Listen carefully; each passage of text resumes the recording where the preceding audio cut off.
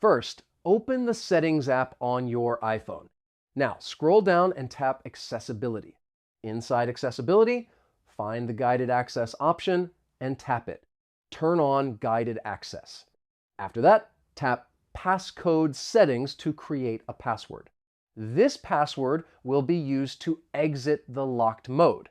Now, open the app the child will use, for example, YouTube or a game. With the app open, press the side button 3 times quickly. The guided access screen will appear. Now tap Start in the top right corner. The iPhone will now be locked to that single app.